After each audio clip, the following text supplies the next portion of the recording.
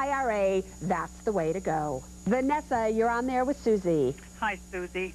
Thank you for sharing your vast wealth of knowledge with us. Thanks, girlfriend. My mother always says to me, where did you get all that information? Is that all in your head? I go, yeah, it is. What can I do for you? Well, I have two questions, if that would be okay. All right, go for it. Okay. My ex-husband and I purchased a whole life insurance policy back in the 80s with a face value of $100,000 with a side account that $5,000 was put in and invested in mutual funds.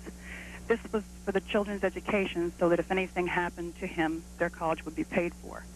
The $5,000 grew to $10,000, but within the last 2 years, the stock market downturn is now about $7,000, and the policy is not paying for itself anymore.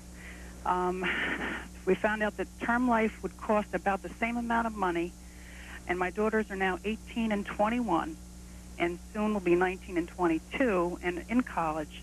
So what do you suggest to do? This is what I suggest, is this. Is there any cash value at all to that whole life policy? You know what I think about whole life. Yeah. But all right, it's for 20 years you've been paying on this. Is there any cash value at all to that whole life policy at this point? I don't know. All right. I want you to find out term insurance is not the way for you to go to help your children with their college education. It isn't going to cover that. The only thing that it will cover is in case your husband or your ex-husband was to die prematurely or before he's expected to, sometime in his 80s, and then you get a death benefit. But again, term insurance would never really carry you until your 80s, because most people only carry term insurance till about their 60 or 70 years of age, and then they drop it, because then even term insurance at that point in time becomes too cost prohibitive to keep it going on.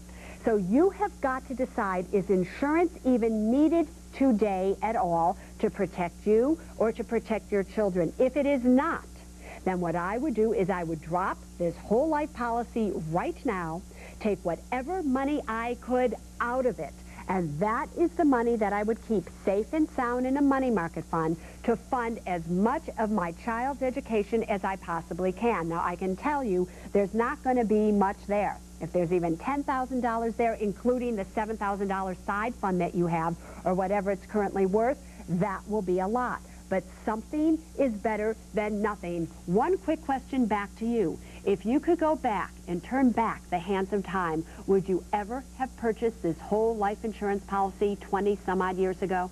No. Thank you. Everybody, are you listening to what this woman just said? She said no. She has no vested interest. She's not an insurance agent. We did stage this call. I didn't even actually know what she was going to ask me. In fact, I never know what you ask when you call. I take every single call off the cuff without a clue. Listen to what the people who have been burned by these investments are telling you before you listen to some insurance agent that just might be making a living off of you. And then that question is...